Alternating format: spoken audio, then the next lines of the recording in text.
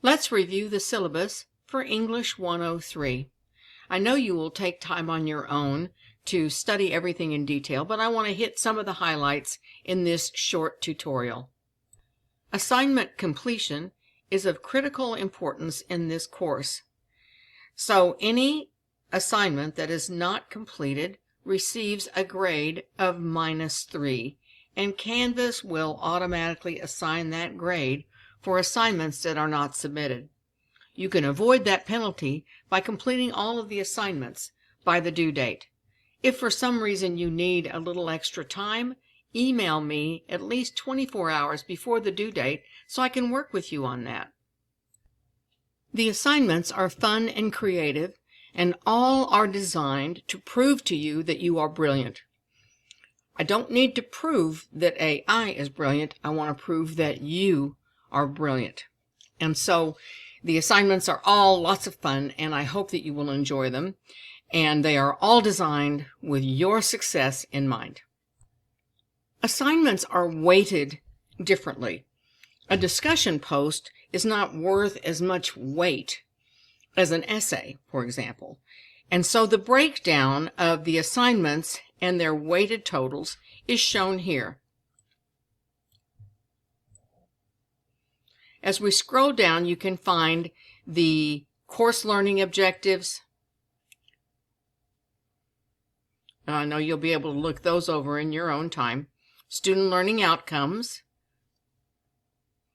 plagiarism, and if you're not sure exactly what plagiarism or any of the other language that's used on the college campus, click this link and that will take you to a glossary of the terms that are used so that you have a clear understanding of what is expected and what these terms mean. If you submit something and there is a flag that suspects AI content, the assignment will receive an initial grade of 0, and I will contact you and meet with you in a Zoom meeting during office hours, and we can discuss whatever content was flagged. And we will come up with a solution to that problem. There are campus policies for plagiarism, and I also believe that students have every opportunity to discuss their work. If you have something that comes up and you need extra time, please just send me an email 24 hours in advance and let me know that you need an extra little bit of time to finish the work. Please use the privacy policy that is the United States policy for student privacy. I have no right to any of your personal information. I would believe you anyway. So you just need to let me know what extra time you need. I don't need a reason. I know you would have a good reason. And there are some times in the semester when I can do that, and other times when we're getting close to the end where I won't. And obviously we don't want to backpedal. We don't want anybody to get so far behind that's possible to catch up. So try to stay up if you can. However, if something happens, you do not need to give me a reason. Just send me an email and I'll work with you on that the best I can. This indicates the word count. We are required to write a certain number of words for the district.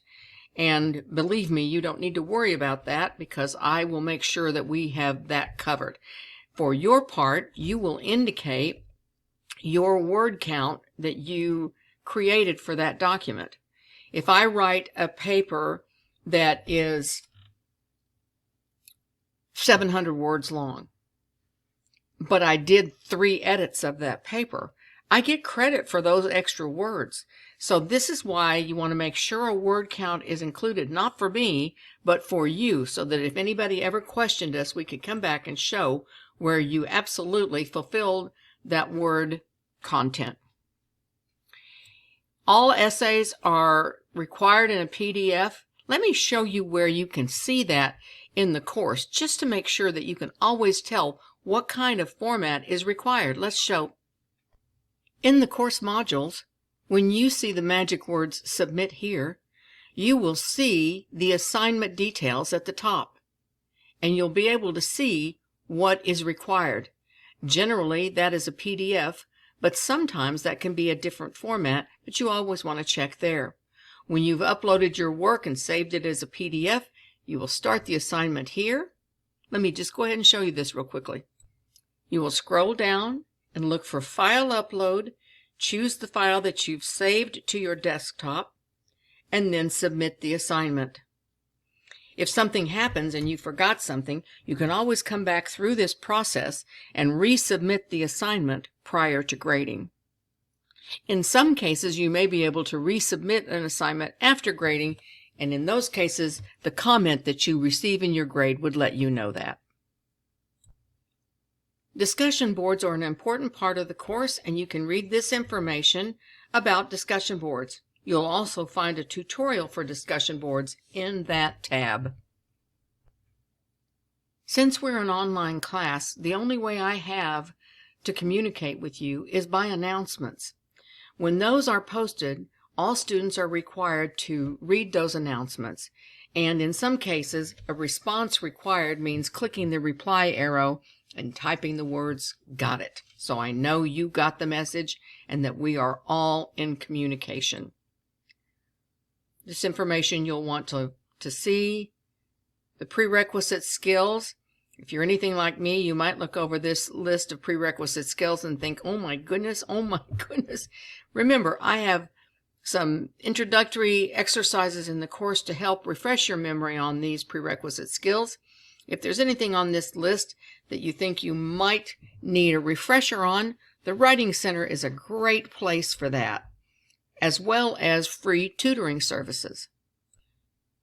That concludes this tutorial for the English 103 syllabus.